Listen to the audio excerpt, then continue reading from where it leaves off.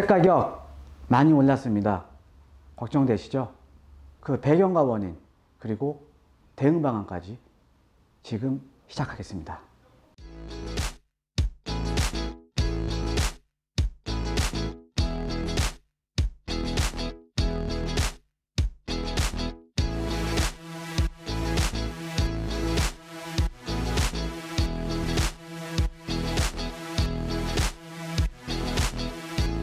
네, 안녕하십니까. 드림부동산투자연구소 대표 정창래입니다. 자, 오늘 이번 주에 제가 이제 강의해드릴 이 주제 같은 경우에는 이제 최근에 지금 이제 9.13 지식 이후에 어느 정도 주택가격이 좀 지금 하향 안정세를 좀 그리고 있죠. 근데 하지만 단기적으로 지금 주택가격이 너무 많이 오른 건 사실입니다. 그래서 오늘 제가 이제 준비해드린 강의는요, 이 주택가격이 이렇게 많이 오른 우리가 원인을 알아야 또 대응을 하겠죠. 그 원인과 배경을 좀 말씀을 드리고요. 그 다음에 이제 우리가 뭐 투자자로서 아니면 실수요자로서 어떤 지역을 좀 지켜봐야 되는지까지 해서 좀 강의를 제가 준비를 해봤습니다. 그래서 이번 주 주제는요, 주제는 부동산 규제 역습, 잘못된 정책이 집값 폭등 부른다. 그래서 이 투자 유명 지역도 제가 좀 말미에 좀 이제 말씀을 드릴 예정에 있고요. 그래서 좀 끝까지 오늘 좀 준비를 좀 많이 해놨는데 좀 이제 오늘 좀 말씀드릴 내용은 좀 상당히 많습니다. 그래서 좀 시간이 좀 길어질 것 같은데 어찌됐든 좀 이렇게 핵심 포인트만 짚어서 오늘 강의를 해드리도록 하겠습니다. 자, 한번 보시죠. 자, 지금 최근에 지금 아파트 가격이 지금 많이 상승을 했죠. 이 많이 가격이 상승한 이유가 여러 가지가 있습니다. 뭐 이제 유동성, 이제 저금리에 따라서 유동성이 지금 시장에 많이 뭐 공급이 됐다라는 배경도 또 있고요. 그 다음에 이제 수급이 이제 안 맞는 거죠. 이제 수요와 공급. 그러니까는 우리가 최근에 이제 아파트에 대한 선호도에서 보면 이제 신규 아파트에 대한 선호도가 높은데 어찌됐든 신규 아파트에 대한 수급, 그러니까 수요와 공급이 맞지가 않으니까 그게 지금 가격으로 지금 반영이 된 거거든요. 그 여러 가지 원인 중에 또 하나의 좀 큰 원인으로 볼 수가 있는 게, 자, 이렇게 보시면 될 것 같아요. 지금 뉴타운이라는 서울 지역 같은 경우에는 이렇게 보시면 됩니다. 지금 이제 재개발이라던가 아니면 이 재건축, 그 다음에 뉴타운도 마찬가지고요. 뉴타운 같은 경우도 이제 재개발 형식의 사업이니까요. 이런 정비 사업을 통한 정비 사업을 통한 이런 주택 공급이 이루어질 수밖에 없겠죠. 왜? 서울이라는 대도시는 일단은 지금 택지가 남아있지가 않잖아요. 그렇죠? 자, 그러면 서울 도심에 주택 공급을 해주려면 재개발이나 재건축 형식의 정비 사업밖에 없는데, 사실은 지금 이 뉴타운 해제 이후에 지금 이 서울시가 지금 2012년부터 꾸준하게 지금 뉴타운 출구 전략을 지금 이제 했거든요. 이 뉴타운 출구 전략이라는 게 어떤 거냐면 이런 거죠. 어떤 지역이 구역으로 지정이 됐는데, 그러니까 재개발이라던가 뉴타운이라던가 이렇게 구역 지정이 됐는데, 이 조합원들이 사업에 대한 열의가 없거나, 그래서 사업 진행이 좀 늦거나, 이런 지역들, 그리고 보존할 가치가 있는 지역들은 시장 직권으로 아니면 조합원들의 찬반 투표를 거쳐서 구역 지정을 꾸준하게 지금 해제를 해줬어요. 자, 구역 지정이 해제가 됐다라는 의미는 이 정비 사업을 통한 아파트 공급이 줄어들 수밖에 없는 거잖아요. 그걸 한번 살펴보면, 자, 지금 뉴타운 출구 전략이 지금 이루어지면서, 자, 보시면 이제 전체적으로 지금 정비구역이 그 전에는 683개소, 대략적으로 683개소 중에 지금 이제 이 뉴타운 출구 전략으로 인해서 구역 지정이 해제가 되면서 지금 가반 이상이 377개소가 지금 해제가 됐다는 겁니다. 자, 지금 거의 한 55% 정도, 지금 가반이 좀 넘어갔죠. 예. 가반이 넘어갔다라는 의미는 그만큼 정비 사업을 통한 아파트 공급이 지금 줄어들고 있다라는 겁니다. 예, 줄어들고 있고요. 근데 지금 여기서 멈춰 있는 게 아니고 계속적으로 지금 정비 구역에 대한 해제는 지속이 되고 있다라는 거죠. 예. 정비 구역에 대한 해제는 계속적으로 지금 이제 지속이 되고 있는 겁니다. 예, 지속이 되고 있고. 그래서 우리가 이제 요거를 한번 이제 살펴보면, 자, 이런 거죠. 자, 근데 이 정비구역으로 지정이 됐다가 정비구역에서 해제가 됐어요. 그럼 해제가 된 지역들은, 자, 상당히 좀 슬럼화가 많이 이루어졌겠죠. 슬럼화가 많이 이루어졌는데, 이런 지역 중에서는 이제 이제 가로주택 정비 사업이라던가 이런 소규모 정비 방식으로 사업을 진행을 할 수밖에 없다라는 거죠. 자, 우리가 이제 수요자들의 소득 수준도 많이 높아지고, 그 다음에 이런 뉴타운 출구 전략으로 인해서 신규 아파트 공급이 줄어들다 보니까 어떻게 보면은 이 수요자들 입장에서는 새 아파트를 살 수 있는 양이 줄어든 거잖아요. 양이 줄어들어서 당연히 그게 시장에 쌓였다가 해서 가격으로 지금 반영이 돼버린 거죠. 자, 그렇게 이해를 하시면 될 것 같습니다. 자, 그래서 이 지금 최근에 주택 가격이 많이 올랐던 원인 중에 또 하나의 원인은 이 뉴타운 출구 전략에 있다라고 좀 이해를 하셔야 될 것 같고요. 자, 이제 보시면, 자, 지금 이제 서울의 새 아파트에 대한 연간 공급량이에요. 지금 뉴타운 출구 전략이 지금 2012년, 그러니까 지금 이제 박원순 시장 이후부터 줄곧 지금 이제 한 7년 정도 뉴타운 출구 전략으로 해서 정비구역이 계속적으로 지금 해제가 됐거든요. 자, 그럼 정비구역이 해제가 됐으면 신규 아파트 공급도 당연히 감소를 했겠죠. 자, 여기 한번 살펴볼게요. 2005년도부터 2011년도 사이에 서울 도심의 신규 아파트가 지금 이제 연평균 38,885세대가 공급이 됐습니다. 자, 그런데 2012년부터 2017년도 사이에 지금 이제 뉴타운 출구 전략으로 이 뉴타운이라던가 재개발에 대한 구역 지정 해제가 계속적으로 이루어지면서 어때요?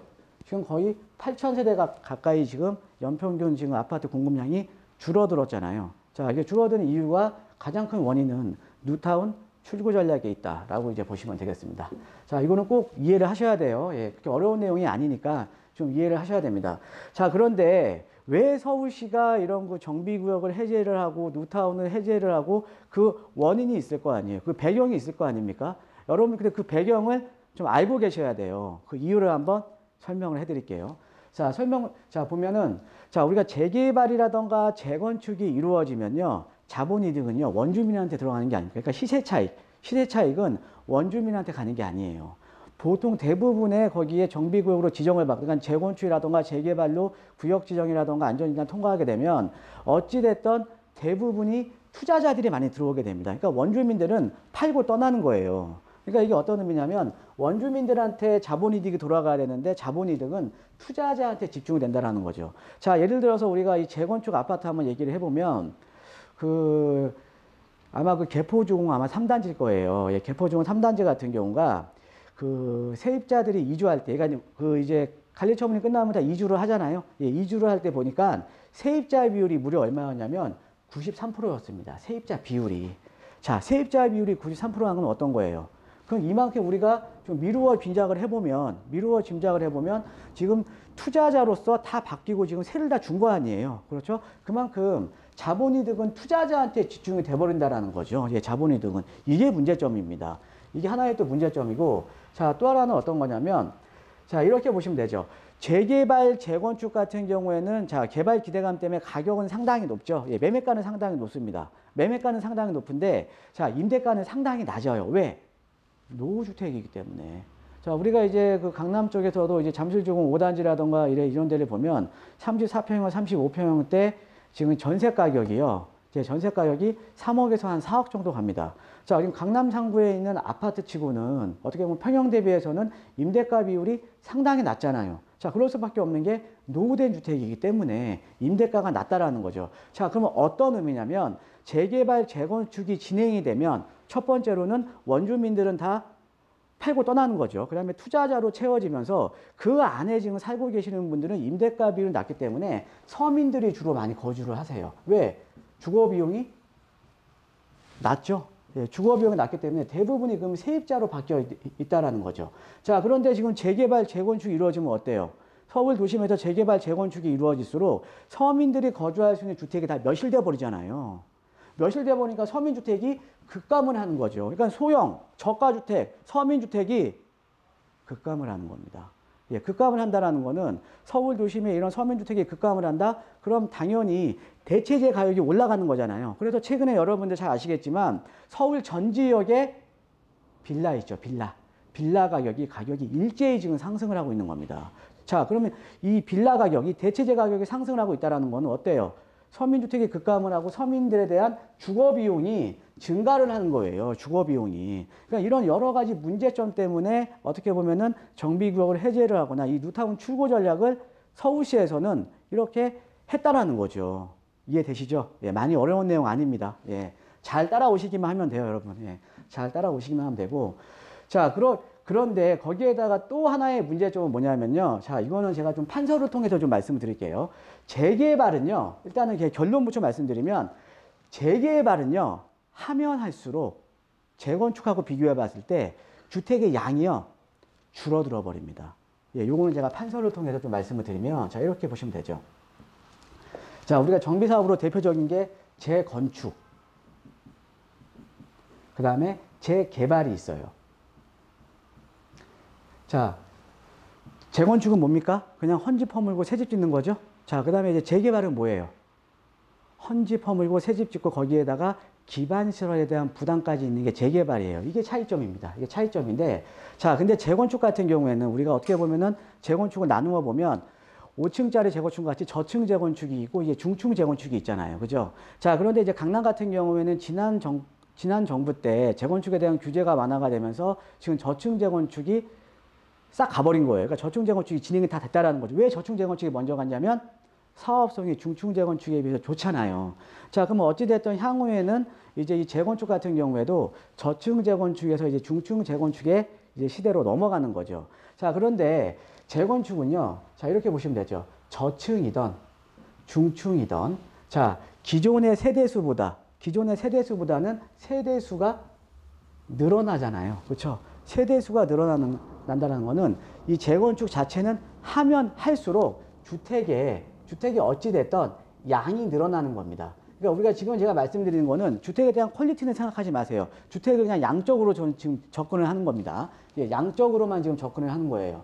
자, 그럼 재건축 같은 경우에는 세대수가 그러니까 저층이든 중층이든 뭐 일반 분양분이 많고 적음의 차이지 어찌됐든 세대수는 늘어나고, 그러면 세대수가 늘어난다는 건 주택의 양이 늘어나는 거잖아요. 자, 주택의 양이 늘어나는 가뜩이나 서울 도심에 주택이 부족한데 어떻게 보면 상당히 좀 포지티브, 그러니까 좀 긍정적인 역할을 하는 거죠. 자, 근데 재개발을 한번 살펴보면, 자, 재개발 같은 경우에도 우리가 일반 분양분이 나오잖아요. 재개발이나 뉴타운 지역 이런 데서 이제 보시면은 일반 분양분이 나오잖아요. 그럼 당연히 세대수는 늘어나요.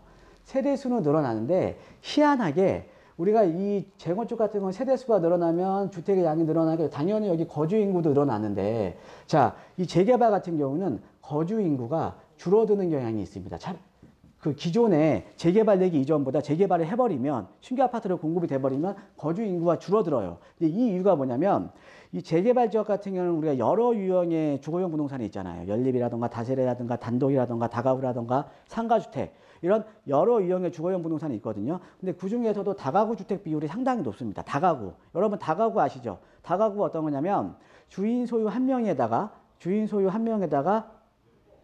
그 여러 가구가 살고 있는 주택을 다가구라고 해요. 자, 그러면은 우리가 이 재개발은 원칙적으로 조그만 빌라 다세대 같은 거 갖고 있어도 한 채 주고요. 그 다음에 다가구 큰 거 갖고 있어도 원칙적으로는 아파트 한 채 줘요. 뭐 이제 그래 최근에 이제 도정법이 개정이 되면서 좀 이제 큰 것들 같은 경우는 이제 1+1도 가능하지만, 자, 기본적인 원칙은 한 채라는 거죠. 자, 그럼 여기 이 재개발 지역 같은 경우는 재개발이 진행이 될수록 다가구 주택들이 멸실이 되는 거예요. 멸실. 근데 아파트 몇 채 줘요?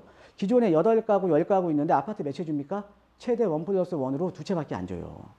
자, 어떤 의미냐면 세대수는 늘어나지만 다가구 주택이 집중적으로 멸실되면서 가구 수는 줄어드는 겁니다. 가구 수가 줄어드니까 거주 인구가 줄어드는 거고, 재개발은 결과론적으로는 주택을 우리가 퀄리티로 접근을 하지 말고 그냥 퀀티티, 양으로만 접근을 하면 어때요? 주택의 양이 줄어드는 겁니다. 가뜩이나 서울의 도심에 주택이 부족한데 그런 재개발 같은 경우는 주택의 양이 줄어드니까 어때요?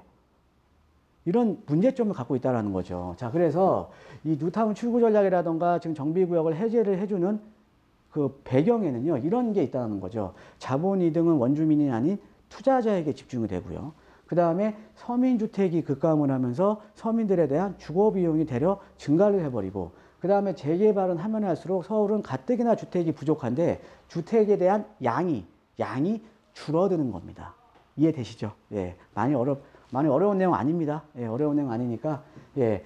자, 그래서 이런 정비 사업에 대한 문제점 때문에 뉴타운 출구 전략을 폈는데 결과론적으로는 이게 다시 신규 아파트 공급이 감소가 되면서 가격이 지금 폭등을 해버렸다는 거죠. 시장에 쌓이면서. 자, 그래서 시장을 이제 보면요. 자, 지금 계속적으로 어찌됐든 소규모 정비 방식을 통한, 그러니까 뉴타운이나 재개발로 구역 지정을 해제를 해주면서 소규모 정비 사업을 통한 주택 공급을 하게 되면 아파트 공급은 지속적으로 감소될 수밖에 없다라는 거죠. 예, 없다라는 거고요. 자, 그 다음에 자, 현재 지금 재건축에 대한 규제는 지속적으로 지금 이루어져 있죠. 지금 재건축 초과이익 환수제라든가 안전진단 기준 강화라든가 이런 거 재건축에 대한 규제는 지속이 되고 있는데 반대로 재개발 같은 거 있죠. 재개발이나 뉴타운 같은 경우에는 그나마 재건축에 비해서는 규제가 상당히 느슨한 편입니다. 뭐 이제 조합원 지휘양도 금지라든가 이런 여러 가지 제한 사항이 재건축에 비해서는 규제가 상당히 느슨해요. 그 다음에 우리가 최근에 이제 9.13 대책 이후에 그때 예전 강의에 제가 한번 언급을 해드렸는데 9.13 대책 이후에 지금 우리가 임대사업자에 대한 혜택이 축소가 됐는데 금액 기준이 신설이 됐잖아요. 예, 금액 기준이 신설이 됐는데 요거 내용을 잘 모르시는 분들은 제가 이제 전전 강의인가 제가 강의에 올려놨어요. 그거 다시 참고를 하시면 됩니다. 그것도 말씀드리려면 그것도 또 몇십 분 말씀드려야 돼요. 예, 그러니까는 그거 제가 강의 올려놓은 거 다시 한번 참고를 하시고요. 금액 기준이 신설이 되면서 어떻게 보면 재개발 같은 경우가 자, 우리가 재건축이라던가 아파트 같은 거는 공시가격이 많이 현실화가 됐죠. 많이 현실화가 되고 현실화 시킬 수밖에 없습니다. 왜? 표준화된 시대가 있기 때문에. 근데 재개발이나 뉴타운은 어때요? 재개발이나 뉴타운 같은 경우에는 다 개별 필지잖아요. 그 다음에 거래 사례 자체가 직접적으로 비교를 못 합니다. 그러니까 시세 자체가 표준화되어 있지가 않다는 거죠. 그러니까 공시가격이 아파트에 비해서 상당히 많이 떨어져 있는 겁니다. 그러니까 어떻게 보면 임대사업자는 혜택이 축소가 되면서 지금 재개발 지역들 가보시면 이런 거죠. 뭐 한남뉴타운 같은데 뭐 15억짜리도 일부 물건들 같은 경우는 공시가격이 6억 이하짜리도 많아요. 그만큼 임대사업자에 대한 것도 이용해서 갈 수가 있다는 거죠. 어찌됐든 재개발과 재건축을 비교해보면 재개발 같은 경우는 재건축에 비해서 상당히 규제가 느슨하다라고 이제 보시면 되겠고요. 자, 그 다음에 이제 어찌됐든 서울의 주택 공급을 하기 위해서는 그 다음에 지금 수요자들의 니즈는 뭐예요? 수요자들의 니즈는 새 아파트예요. 신규 아파트. 신규 아파트, 그러니까 아파트에 대한 선호도가 높잖아요. 어찌됐든. 그러면 이 서울 도심의 주택 공급을 해주려면 언젠가는 다시 전면적인 소규모 정비 방식이 아니라 이런 전면적인 철거를 통한 대규모 아파트 공급을 해줄 수밖에 없다라는 거죠. 그래야지 집값이 안정이 되는 거예요. 항상 부동산 다 똑같습니다. 부동산 너무 어렵게 생각하지 마세요. 수급이 일치가 안 하니까 가격이 올라가는 거고 가격이 떨어지는 겁니다. 그러니까 너무 어렵게 생각하지 마시고요. 어찌됐든 우리가 중장기적으로는 이 재개발을 통한 주택 공급을 할 수밖에 없는 거예요. 그럼 여러분들께서 어디를 보셔야 되냐면, 자, 지금 이제 대략적으로 알려드리겠습니다. 자, 이런 거죠. 특히나 여러분은 이제 이 재개발이나 뉴타운 지역들 보면 자, 이렇게 보시면 돼요. 구역 지정이 해제가 된 지역들, 기존에 해제가 된 지역들이 다시 우리 지정해 주세요 이러고 다시 구역 지정을 받아서 가는 경우가 지금 상당히 많습니다. 지금 마촌 뉴타운이라던가 일부 뭐 저기 뭐 성북 쪽에 뭐 장인 뉴타운이라던가 이런 지역들이 상당히 많아요. 왜? 자, 구역 지정에 해제를 했는데 자, 이런 거죠. 자, 우리가 이 재개발이나 재건축 같은 경우는 어떤 거예요? 자, 거기 소유자들이 모여서 하는 거잖아요. 소유자들이 모여서 하는 건데, 소유자들이 모여서 한다라는 거는 민간 사업입니다. 자, 그럼 소유자들이 모여서 이 조합 사업으로 가는 게 재개발, 재건축인데, 기존에 우리가 이 재개발 지역들 같은 경우에는 어떤 재개발이나 재건축 같은 경우에는 그럼 사업성이 나와줘야 돼요. 근데 이 사업성을 판단하는 잣대가 여러 가지가 있습니다. 우리가 뭐 기존에 뭐 재건축 보면 대지지불이나 지금 현재 용적률이 얼마냐 이런 것도 중요한데 가장 중요한 거는요. 얼마에 분양할 수 있느냐예요. 얼마에 분양할 수 있느냐. 그러니까 일반 분양가가 사업성을 판단하는 잣대라는 거죠. 자, 일반 분양가가 사업성을 판단하는 잣대인데 이렇게 보시면 될 것 같아요. 자, 우리가 이것도 판서를 통해 좀 말씀드릴까요? 자, 판서를 통해 좀 말씀을 드리면 뭐 어려운 내용은 아닙니다. 예, 어려운 내용은 아닌데 자, 그냥 우리가 손쉽게 재개발하고 재건축 한번 비교를 한번 해볼게요. 자, 아까 말씀드렸듯이 재건축은 그냥 헌 집에서 새 집 짓는 거예요. 그죠? 자, 근데 재개발 같은 경우는 헌 집에서 새 집 짓고 여기다가 플러스 기반시설에 대한 부담까지, 기반시설에 대한 뭐 도로라든가 공원 같은 기반시설에 대한 부담까지 있잖아요. 자, 그러면 자, 우리가 투자성을 판단하는 거는 인풋 대비 아웃풋이거든요. 그러니까 투자 금액 대비 아웃풋이에요. 얼마나 남냐. 자, 그러면 우리가 재개발하고 재건축에 대한 사업비를 비교를 해보면 사업비가 대부분이 공사비잖아요. 그죠? 건축비를 비교를 해보면 실질적으로는 재건축에 비해서 재개발의 사업비가 높은 거예요. 그죠? 자, 재개발의 사업비가 높은데 근데 우리가 이제 아웃풋, 이제 분양가가 높은 지역들의 사업성이 좋은 거잖아요. 근데 우리가 보통 강북 지역의 재개발이나 뉴타운 지역이고 강남은 재건축이니까 강남 같은 경우는 아파트 가격이 높다 보니까 사업성은 이쪽이 훨씬 좋아요. 자, 그러니까 돈은 이쪽이 덜 들어가는데 사업성은 훨씬 좋다라는 거죠. 그죠? 자, 그래서 우리가 그동안 사실 재개발 지역이 시장이 안 좋았을 때는 분양가 자체가 낮았기 때문에 재개발 지역이 못 갔던 겁니다. 자, 그런데 여러분 최근에 어떻습니까? 최근에 우리가 어떻게 보면 준강남권으로 볼 수 있는 강북 지역의 마포라든가 용산, 성동 이런 지역들이요. 불과 한 3, 4년 만에 가격이 많이 급등을 했죠. 자, 그 전에 한 3년 전, 4년 전만 하더라도 마포 쪽에 보통 30평형대 새 아파트가 8억에서 8억 중후반대 정도면 매입이 가능했어요. 근데 지금 얼마입니까? 13억에서 14억 정도 갑니다. 자, 이 의미는 어떤 거냐면 아파트 가격이 강북 지역들도 크게 상승을 하면서 사업성이 어마어마하게 개선이 됐다라는 거죠. 자, 사업성이 개선이 되니까 어때요? 그 전에 기존의 뉴타운이나 재개발로 구역 지정했다가 해제된 지역들도 사업성이 좋아졌잖아요. 그러니까 많이 남잖아요. 많이 남으니까 이런 지역들에 우리 다시 구역 지정해 주세요. 다시 우리 진행할래요. 이런 지금 움직임을 보이고 있고 뉴타운이나 재개발 지역의 사업 속도도 많이 남으니까 사업 속도도 상당히 빠르다는 거죠. 그럼 여러분들께서 지금 보셔야 되는 지역은요. 기존의 뉴타운들이 해제된 지역 유심히 지켜보셔야 됩니다. 예, 유심히 지켜보셔야 되고 그쪽으로 어떻게 보면 투자에 대한 방향을 잡으셔도 좋아요. 예, 투자에 대한 방향을 잡으셔도 되고 그 다음에 이제 뉴타운 해제 지역이라든가 여기에서도 우리가 이 정비구역으로 지정을 받으려면 뭐가 가장 중요해요? 노후도. 예, 노후주택이 밀집된 지역들, 노후도 여건이 맞는 지역을 보셔야 된다는 거죠. 근데 그러니까 지금 정비구역도 지정이 안 돼 있어도 노후도 여건이 높은 지역들이 서울 도심에 많아요. 제가 아무리 지금 지금 강의를 찍지만 지금 강의 안에서는 제가 어떻게 보면 지역을 제가 거론할 수는 없잖아요. 예, 지역을 거론할 수는 없는데 그런 지역들이 서울 도심에 많다라는 거죠. 자, 그리고 마지막 하나. 뉴타운 해제 지역이나 노후도 여건이 맞는 지역을 여러분 보셔야 되는데 그 중에서도요. 어떤 지역 보셔야 돼요? 자, 사업성 높은 지역이 어떤 지역이에요? 인근 지역의 아파트 가격이 높아서 나중에 일반 분양가가 높을 지역. 이런 지역에 내가 투자를 해놓으면 차익이 많이 날 거 아닙니까? 그렇죠?